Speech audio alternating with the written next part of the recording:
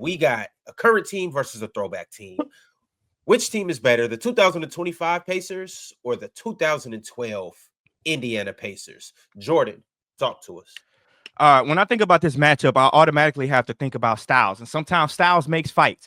This 2025 team is uber talented offensively, not necessarily based on talent, but more the way they play basketball. But when I think about this 2012 team, this team was uber talented on defense based on personnel and strategy. Now, I can admit they are a casualty of outdated offensive styles, but by no means can you overlook their ability to defend. For some reason, nobody talk about how good this team was defensively. For starters, you got the man in the middle and Roy Hibbert, who guarded the rim like his life depended on it. You got Paul George, who was an elite wing defender at the time, able to guard 1 through 5 as well. George Hill, another elite wing defender. Lance Stevenson, underrated defender. David West, solid inside on defense. It may be an interesting game offensively for this team, but defensively, you might be looking at a masterclass because sure, you can spread these guys out by dragging the bigs out into the three-point line with the shooting ability of Turner and Pascal. But if I'm a coach and you want to do that, I'm damn near daring you to try to spam one-on-one drive with these perimeter defenders out there. They had the best defensive rating in the league for a reason that year. And what I think gives this team an advantage against the 2025 Pacers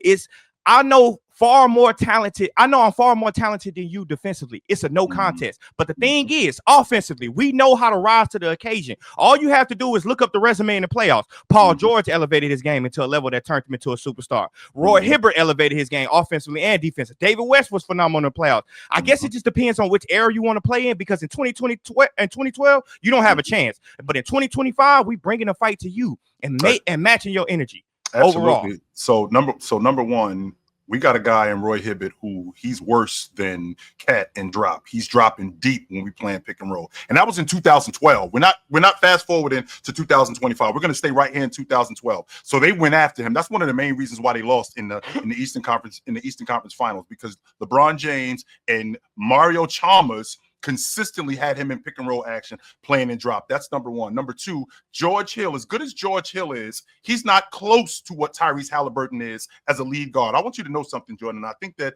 this is a really interesting stat. Just so you know, Tyrese Halliburton this season, he's got 39 games where he's had 1 or 0 assists in those 39 games. And it's not empty neither. There are 11 games over 500, and he's averaging 11 assists. You're not getting close to that with the 2012 Pacers. You're not getting anything close to that. On top of that, with the offense that they have, you got guys who can spread the floor out. You got a guy in Obi Toppin who was on his way out the league. This guy is at almost 37% at the long ball line, one of the best transition players in the game. Not only is he one of the best transition players in the game, they have one of the best transition offenses in the game. And their defense, because you just talked about Roy Hibbert as one of the best rim protectors. I think, Miles, if I'm not mistaken, Miles Turner, I think he's 5th in the league in shot blocking. 5th in the league in shot blocking. And when you got a rim protector like him, not only a rim protector like him, a lead guard like Tyrese Halliburton who can get everybody else involved, and you got a long ball shooter and rotation guys and a rotation backup in TJ McConnell like you have, I mean, it's a recipe for success.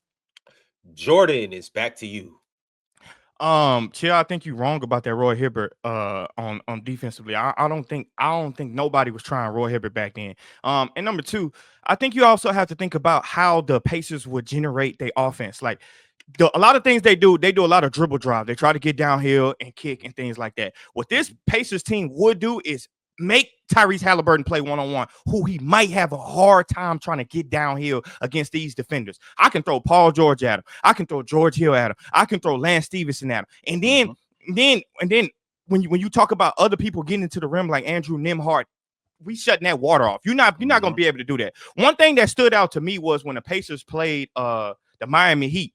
You do know LeBron James had to average 30 and shoot 44 from 3 in that series to stop the Pacers from going to the finals. Dwayne Wade on the other end, who was supposed to get downhill and and be that type of guard, he averaged 15 points per game. You know why? Because he couldn't get those drives and score in the paint like he normally does. So Tyrese Halliburton already having a hard time getting by people and finishing at the rim, I think he will struggle getting paint touches against this team. So the only viable outlet that you have is long ball shooting. And for me, the Pacers with Paul George, who turned himself into a superstar. That playoffs that Paul George played in that series turned him into a superstar. I think if you want to play offensive games and say, well, y'all had a slow pace, no, we can pick it up at any time and give you what you're looking for. So, I mean, we can debate about it in the next round. Absolutely. So two things. Number one, I think you left out a really important part, Jordan. The part that you left out was, we didn't have our third leading scorer for half the series in Indiana. In the Indiana Pacers series, Chris Bosh was out. He had an abdominal injury, so that's why Dwayne Wade looked the way he did. That's why LeBron James had. Y'all don't have a Chris Bosh on y'all team, though. So Chill. With that being said, right? With that being said, in this particular sense, to watch Roy Hibbert and drop, as opposed to watching. Why am I losing track of his name? I'm sorry, Miles Turner. To watch Miles Turner and drop, I think that these two guys are like night and day. I think that Roy Hibbert may be a little bit more effective at the rim, but you don't lose much with Miles Turner at the rim. Not only do you not lose much with Miles Turner at the rim, I feel like this Indiana Pacers offense, the way that they can get out in transition, not only get out in transition, but also how they are so good in secondary offense, right? Secondary breaks. But the difference is here.